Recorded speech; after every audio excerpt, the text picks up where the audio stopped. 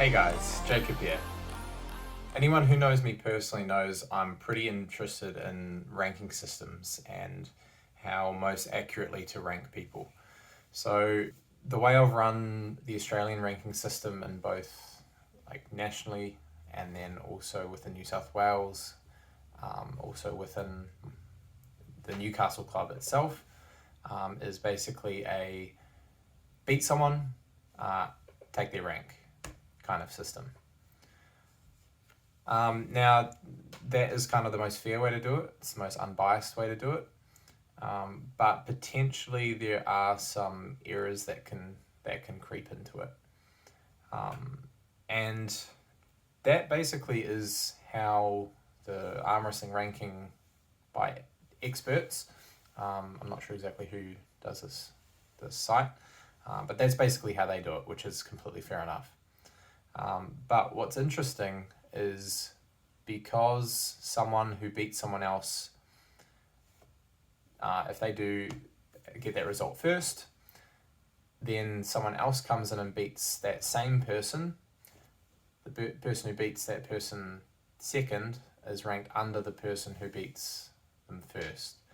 So one big shining example of this is when Morozov came in and beat Daddy Khan for the number one left arm world title. And it was an absolute war at King of the Table. So Daddy Khan got 3-0 on Morozov. The first 3 rounds only took a sum total of 6.56 seconds. First round was just over 3 seconds. The second round was just over 2 seconds. And the third round was a little over 1 second. So really not a lot of time that Morozov was able to hold up Daddy Khan before then figuring out something in the fourth round, or also Daddy Khan just fatiguing, because 4 rounds is quite a lot to maintain a very upper echelon of strength. And then Morozov managed to get his cup in and managed to start really coming back before Daddy Khan eventually got injured and couldn't continue the last round. In contrast, Prudnik, the absolute stud, first round was 12 seconds before he eventually got pinned. Second round, also 12 seconds. So already in 2 rounds, he's gone 4 times longer than Morozov did against Daddy Khan.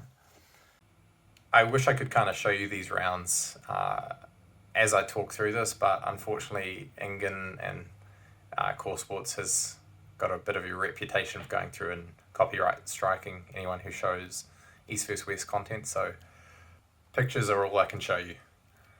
And then in the third round with Prudnik versus Daddy Khan, it was 24 seconds before an elbow foul by Daddy Khan to get out of a losing spot.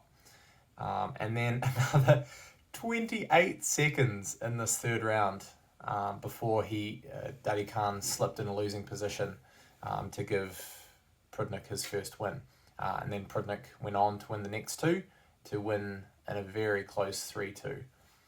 But the fact that he was so much more in the match, those first 2 rounds, to me says he's most likely the world number 1 on left arm, and I think he deserves a shot at that title match.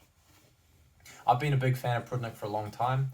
A lot of people have been discounting him. He's not in the top 10 in the world on right as well. And I'm thinking, how can people discount him? He beat Morozov. He beat Morozov recently. That was last year. And everyone's, recently Morozov was having a title shot with Levan. And I'm like, guys, yes, Morozov is getting bigger, faster, stronger, very quickly. He's obviously on a good training regimen. Morozov beat the dude a year ago. A year's not that much time. I think Morozov on right arm is right up there with the very best in the world. I think he's definitely top 10. Where exactly he fits in, I'm not exactly sure. but I definitely want to see some heavyweight matches with Prudnik. I think he can beat Dave. I think his hook is world class. I think he can beat Dave. I think he could potentially do the same thing to Morozov again, and a lot of people have Morozov top 5.